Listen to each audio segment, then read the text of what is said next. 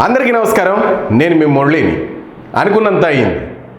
ఏపీలో విచ్చలవిడిగా మద్యాన్ని విక్రయిస్తూ రకరకాల బ్రాండ్లన్నీ తింపి ప్రజల ఆరోగ్యాన్ని కొల్లగొట్టి బీభత్సమైన స్కామ్. అప్పుడు ఆ రోజుల్లో ప్రజలు అనుకునేవారు, అయ్యో ఇది ఏదో పెద్ద స్కామ్ లాగే ఉందే, డబ్బులు ఇస్తేనే మద్యం ఇస్తున్నారు, మరి ట్రాన్స్పరెంట్గా ఉండడానికి క్యూఆర్ కోడ్ పెట్టొచ్చు కదా, మద్యానికి రకరకాల బ్రాండ్ల పేర్లు వచ్చాయి, గతంలో ఉన్నటువంటి బ్రాండ్లు లేవేంటి, సామాన్యుడి మదిలో ఎన్నో ఆలోచనలు. అయితే ఎటకేలకు ప్రభుత్వం మారింది. ఇప్పుడు కూటమి ప్రభుత్వం వచ్చింది. లిక్కర్ స్కామ్ బయటపడింది. ఆంధ్రప్రదేశ్లో వైసీపీ ప్రభుత్వం అధికారంలో ఉన్నప్పుడు ఆంధ్రప్రదేశ్ బెవరేజెస్ కార్పొరేషన్ పరిధిలో కుంభకోణం జరిగింది. వేల కోట్ల అక్రమ వ్యవహారం 5 సంవత్సరాల పాటు చాలా దర్జాగా సాగిపోయింది. ఏపీ కూటమి ప్రభుత్వం అధికారంలోకి వచ్చిన తర్వాత మద్యం కుంభకోణం మీద ప్రధానంగా దృష్టి సారించింది. అయితే ఏకంగా కేంద్ర దర్యాప్తు సంస్థకు సమాచారం అందించింది. దీంతో కేంద్ర దర్యాప్తు సంస్థ ఈడీ ఇందులో ప్రవేశించింది. ఆ తర్వాత కీలక ఆధారాలన్నీ సేకరించింది, చర్యలు తీసుకుంది. ఏది ఏమైనా ఆ రోజుల్లో గత 5 సంవత్సరాల్లో మనం చూసుకున్నట్లయితే ఎవరికి తెలియంది ఏం కాదు, అందరికీ తెలిసిందే.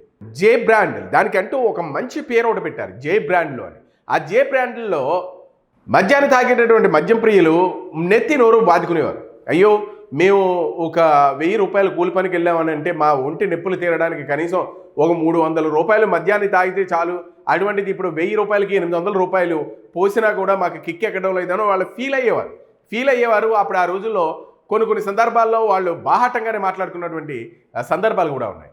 ఇక ఈ మద్యం కుంభకోణం తెర మీదకి వచ్చిన తర్వాత మరి ఈ మద్యం కుంభకోణంలో కేంద్ర దర్యాప్తు సంస్థ రాజ్ కసిరెడ్డిని అరెస్ట్ చేయడం, అలాగే ఇప్పుడు ముఖ్యమంత్రిగా ఉన్నప్పుడు అంటే జగన్ ముఖ్యమంత్రిగా ఉన్నప్పుడు ఇలాంటి ప్రభుత్వానికి ఐటీ సలహాదారుగా కూడా ఈ కసిరెడ్డి గారు ఉన్నారు. గతంలో రాష్ట్ర ప్రభుత్వం ప్రత్యేక దర్యాప్తు బృందం కూడా ఇతను అరెస్ట్ చేసింది. అప్పుడు అతను బెయిల్ నుంచి బయటకు వచ్చేసాడు.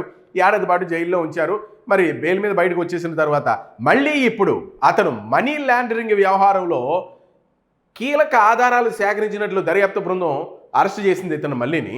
ఏది ఏమైనా లిక్కర్ వ్యవహారంలో హైదరాబాద్, ఆంధ్రప్రదేశ్లో 10 ప్రాంతాల్లో కేంద్ర దర్యాప్తు బృందాలు భారీగా సోదాలు నిర్వహించాయి.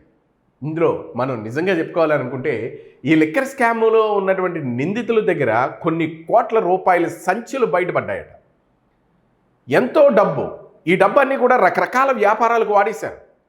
కొన్ని సినిమాల్లో పెట్టుబడులు పెట్టారంటారు, మరికొన్ని రియల్ ఎస్టేట్లో ఉన్నాయని అంటారు. రకరకాలుగా అంటే డబ్బు ఎక్కువగా వచ్చే కొద్దీ ఏం చేస్తున్నాం అన్నది కూడా తెలియకుండా వీళ్ళందరూ కూడా వ్యవహరించారు.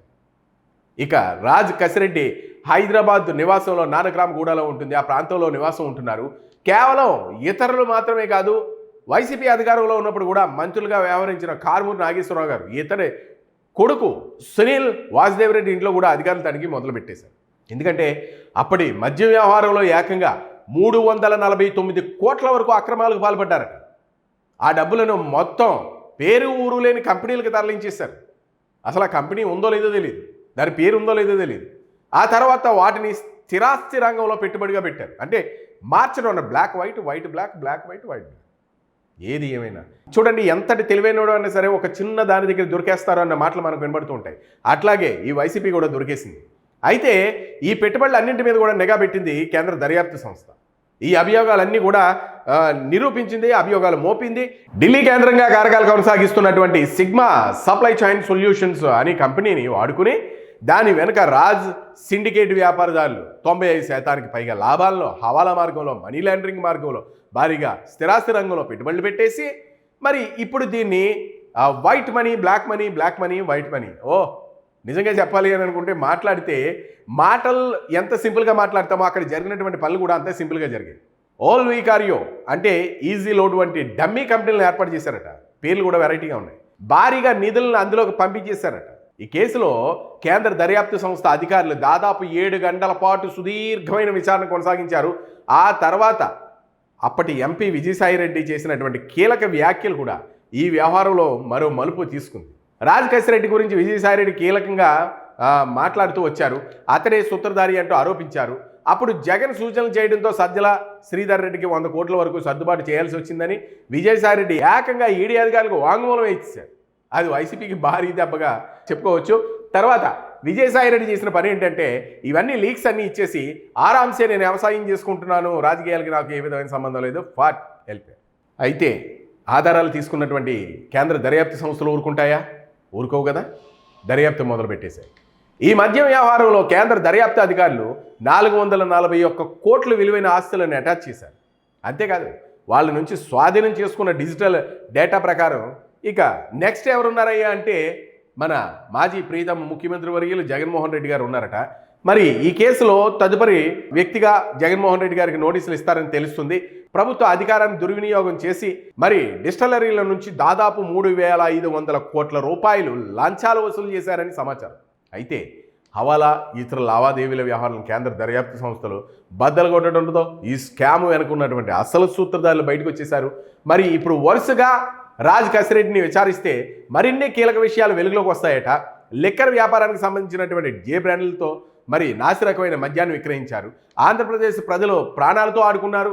ఇలా సంపాదించిన డబ్బుతో అక్రమ వ్యాపారాలు చేశారు. కేంద్ర దర్యాప్తు సంస్థ అధికారులు ఇస్తున్నటువంటి లీకుల ప్రకారం త్వరలోనే జగన్మోహన్ రెడ్డి గారికి కూడా ఈడీ నోటీసులు ఇచ్చే అవకాశం ఇది కల్పిస్తుంది. అయితే అంబటి రాంబాబు గారు నిన్నగాక మొన్న పెట్టినటువంటి ప్రెస్ మీట్లో కొన్ని ఆసక్తికరమైన వ్యాఖ్యలు, కొంచెం ఎటకారంతో కూడినటువంటి వ్యాఖ్యలు చేశారు. అవి ఏంటి అని అంటే, జగన్మోహన్ రెడ్డి గారు లాంటి వ్యక్తులకు నోటీసులు ఇవ్వాలని అనుకుంటే ఎలాంటి వాళ్ళకి ఇవ్వాలో తెలుసా? అసలు జగన్మోహన్ రెడ్డికి నోటీసులు ఎందుకు ఇస్తారు? అతను కడిగిన ముత్యం లాంటి మనిషి. వీళ్ళకి చెప్పారా నోటీసులు ఇస్తున్నామని? కేంద్ర దర్యాప్తు బృందం వచ్చి వీళ్ళ చెవుల్లో చెప్పారా? వార్తలు ప్రసారం అయినటువంటి టీవీ ఛానల్ని మరి అతను బాగా దాన్ని ఏంటి అంటారు, అపవాదులు వేస్తున్నారు అన్న రీతిలో అంబటి రాంబాబు గారు మాట్లాడినటువంటి సందర్భాలు అయితే కనిపిస్తున్నాయి. ఇప్పుడు చిలికి చిలికి గానివాన అయినట్టు మరి ఏపీ లిక్కర్ స్కామ్ ఇక్కడితో ఆగదు. ఆల్రెడీ కేంద్ర దర్యాప్తు సంస్థలు అధికారులు ఇస్తున్న లీకుల ప్రకారం చెప్పాలి అని అనుకుంటే ఆల్రెడీ తీగలాగేశారు. ఆ తీగలాగేసిన తర్వాత డొంకంతా కదిలిపోయింది. ఆల్రెడీ పాపం బెయిల్ మీద ఉన్నటువంటి రాజ్ కసిరెడ్డిని మళ్ళీ తీసుకుని వెళ్ళిపోయారు. ఇక వరుసగా ఇందులో ఉన్నటువంటి నిందితులు ఎవరైతే ఉన్నారో ఆఖరికి ఇప్పుడు వీసారెడ్డి గారికి కూడా ఇందులో లింక్ పాత్ర ఉన్నట్టు అభిప్రాయాలు అయితే బయటకు వస్తున్నాయి. మరి అది ఎంతవరకు నిజమో మరి ఇప్పుడు తెలిసిపోతుంది. తర్వాత జగన్మోహన్ రెడ్డి గారికి మరి ఈడీ నోటీసులు ఇచ్చేటటువంటి అవకాశం కనపడుతుందని అంటుంది. మరి ఈడీ నోటీసులు ఇస్తే జగన్మోహన్ రెడ్డి గారిని విచారిస్తే ఎటువంటి విషయాలు బయటకు వస్తాయో మరి వైసీపీ పార్టీకి అయితే తెలుసు. కానీ మేకపోతు గాంభీర్యంతో జగన్మోహన్ రెడ్డి గారు కడిగిన ముత్యం అని చెప్తున్నారు. చూద్దాం, కడిగిన ముత్యం అని అనుకుంటే జగన్మోహన్ రెడ్డి గారికి తెలియకుండా రాజ్ కసిరెడ్డి మిగిలిన పాత్రధారులు ఎవరైతే ఉన్నారో వీళ్ళందరూ చేశారు అని అనుకుంటే జగన్మోహన్ రెడ్డి గారు కడిగిన ముత్యం అని బయటకు వస్తారు కదా. మరి దానికి మీరు ఎందుకు పుచ్చకాయలు దొంగ అంటే భుజాలు తడుకోవడం అవసరం లేదు. ఎందుకనంటే ఈడీ దర్యాప్తు సంస్థలు తేలుస్తాయి జగన్మోహన్ రెడ్డి గారు నిందితులా కాదా. ఎందుకంటే వాళ్ళు దర్యాప్తు చేస్తున్నారు. వాళ్ళు దర్యాప్తు చేసినటువంటి ఆధారాలన్నీ వాళ్ళ దగ్గర ఉన్నాయి. ఆధారాలను బట్టి జైలుకి వెళ్ళాలా లేదా యలహంక ప్యాలెస్లో ఉంచాలా అది దర్యాప్తు సంస్థలు చూస్తాయి. దాని గురించి అంబటి రాంబాబు గారు ఒక మైకి పట్టుకుని, తర్వాత మన అధికార ప్రతినిధి గారు శ్యామల గారు ఒక మైకి కట్టుకుని, తర్వాత పేర్ని నాని గారు ఒక మైకి కట్టుకుని వెటకారాలు ఆడితే ఫలితాలు ఇలాగే ఉంటాయి.